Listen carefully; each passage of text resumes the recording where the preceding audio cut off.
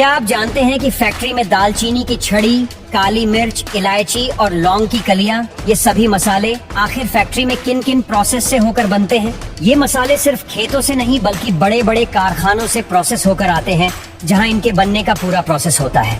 अब सोचिए, इन मसालों को साफ करने, उनको सुखाने और फिर पीसने तक की एक पूरी लंबी प्रोसेस होती है। दालचीनी, दरअसल दालचीनी असल में एक पेड़ की छाल होती है। ये पेड़ ज्यादातर दक्षिण भारत और श्रीलंका में पाए जाते हैं। दालचीनी के पेड़ को पूरी तरीके से बड़ा होने में कई साल लगता है। जब ये पेड़ पका हुआ हो जाता है तब इसकी छाल को काट कर निकाला जाता है। इस प्रक्रिया में खास ध्यान रखा जाता है ताकि पेड़ को नुकसान न पहुंचे और छाल एकदम सही आकार की ही मिले। छाल निकालने के बाद उसकी बाहरी मोटी परत को हटाते हैं। इसके लिए तेज चाकू और औजारों का इस्तेमाल होता है। छाल की ऊपरी परत हटाने के बाद जो भीतरी हिस्सा मिलता है वो ही असली दालचीनी होती है। इसे छोटे छोटे टुकड़ों में काटा जाता है ताकि इसे सुखाने में आसानी हो सके। इसके बाद इन छाल के टुकड़ों को धूप में सुखाते हैं। सुखाने की प्रक्रिया बहुत ही जरूरी होती है क्योंकि इससे दालचीनी में उसकी खास खुशबू और स्वाद आता है। लौंग, लौंग का पेड़ दिखने में लीची के पेड़ जैसा होता है। ये पेड़ हरे भरे और बहुत ही सुंदर दिखते हैं।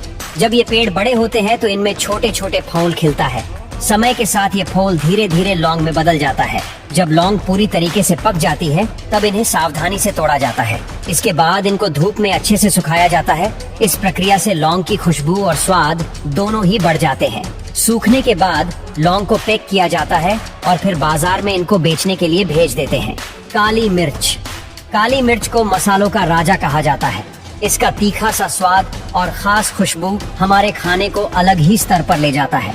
लेकिन क्या आपने कभी यह सोचा है कि काली मिर्च आखिर उगाई कैसे जाती है और ये तैयार कैसे होती है? काली मिर्च एक बेल पर उगती है। इस बेल को बढ़ने और सहारा देने के लिए किसी बड़े पेड़ या मजबूत संरचना की जरूरत होती है। यह बेल धीरे धीरे पेड़ पर चढ़ती है और उसमें छोटे छोटे गुच्छों में काली मिर्च लगती है।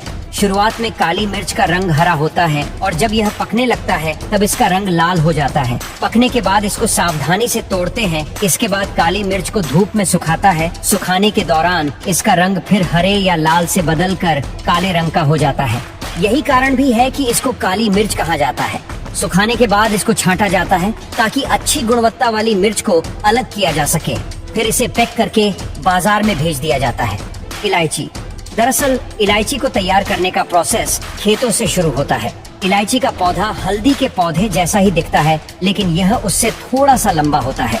हर पौधे पर लगभग 200 से 300 इलायचियाँ होती हैं। जब इलायची पूरी तरीके से तैयार हो जाती है तब इन्हें हाथों से तोड़ा जाता है। इसके बाद इलायची को धूप में अच्छे से सुखाते हैं। सूखने के बाद इन इलायचियों को ग्रेडिंग के लिए भेज देते हैं। यहाँ पर अच्छी क्वालिटी की इलायची अलग हो जाती है और फिर इनको पैक करके बाजार में भेज देते हैं।